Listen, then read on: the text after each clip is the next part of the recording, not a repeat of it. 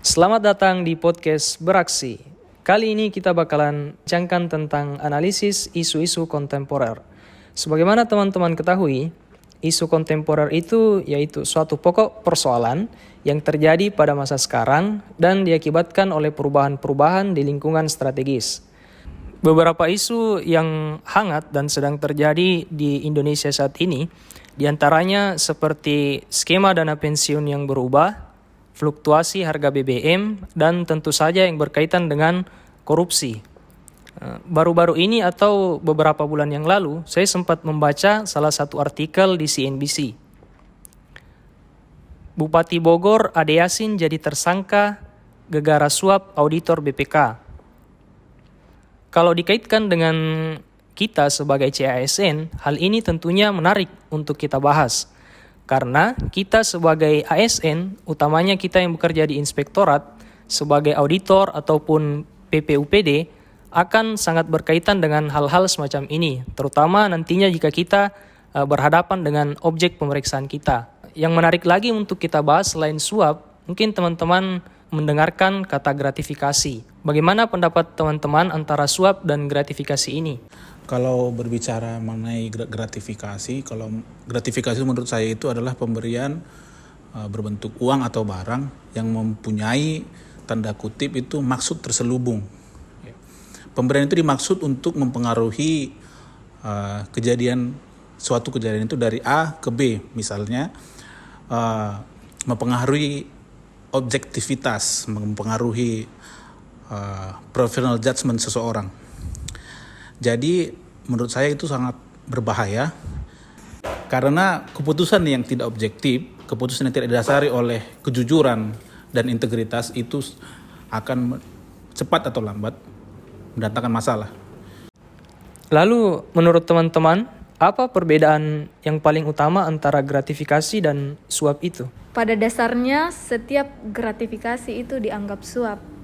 Namun ada perbedaan prinsip yang membuat gratifikasi itu dipisahkan atau dibedakan. Karena kalau suap itu ada kesepakatan yang terjadi, sedangkan kalau gratifikasi tidak ada kesepakatan.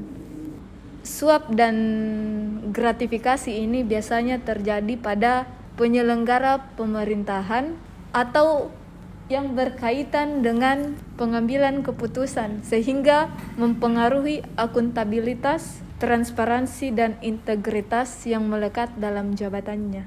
Ya, sedikit saya tambahkan tadi Widya sudah mengatakan bahwa gratifikasi dan suap itu berbeda.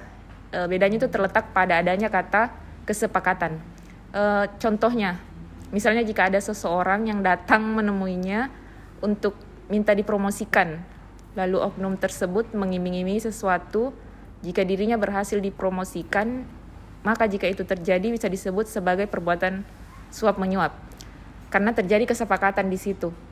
Tetapi kalau misalnya dalam suatu kewenangan kita mengangkat orang dalam suatu jabatan, setelah orang itu diangkat dan kemudian dia datang memberikan sesuatu, itu namanya bukan suap menyuap, itu namanya gratifikasi. Karena itu tidak ada kesepakatan di antara mereka. Sekira itu dari saya.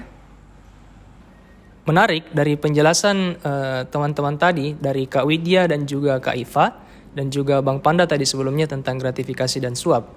Karena ternyata kita lihat juga tadi dari kasus yang terjadi di Bogor, kita sebagai ASN atau CASN ini dan juga penyelenggara negara menjadi unsur utama atau yang dapat disuap dan diberikan gratifikasi itu.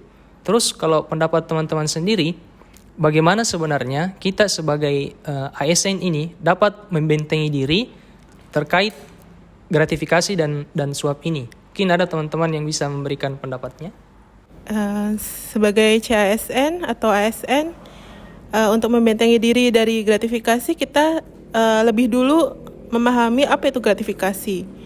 Karena ketidaktahuan atau ketidakpahaman itu dapat membuat kita menerima gratifikasi, karena gratifikasi itu selalu diidentikan dengan menerima uang atau barang dari pengguna layanan atau stakeholder. Lalu yang kedua adalah menghindari atau meminimalisir pertemuan dengan stakeholder. Karena sebagai ASN itu menjadi salah satu pihak yang rawan menerima gratifikasi, terlebih lagi yang memiliki jabatan atau yang berhubungan langsung dengan stakeholder dalam pemberian layanan. Lalu selain itu ada faktor lingkungan dan pergaulan.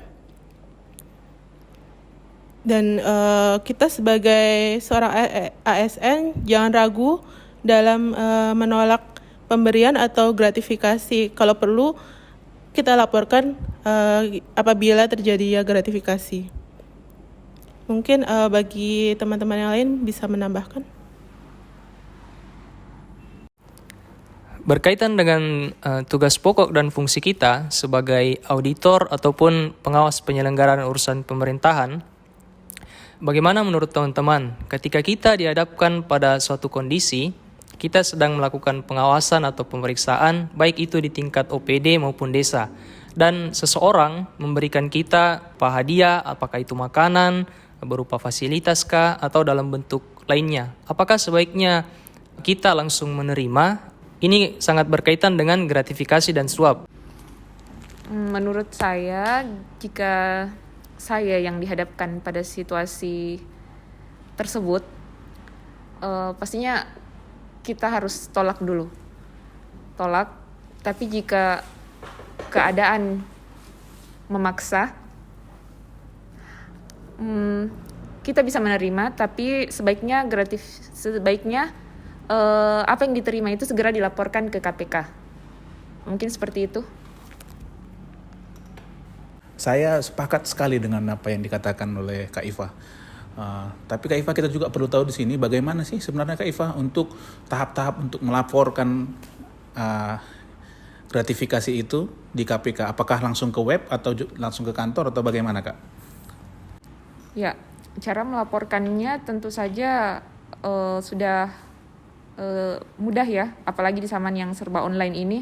Kita bisa langsung mengakses dari perangkat handphone kita langsung ke webnya atau ke inspektorat di unit pengendalian gratifikasi. Terima kasih untuk teman-teman yang telah menyempatkan waktunya, dan diskusi kita atau podcast kita kali ini sangat menarik karena kita membahas satu kasus, kemudian kita menganalisisnya dari sisi definisi dan juga contoh-contoh kasus.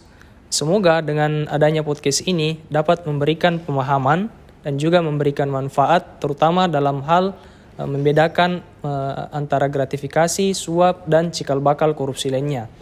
Terima kasih, sampai jumpa di podcast beraksi berikutnya. Bye-bye.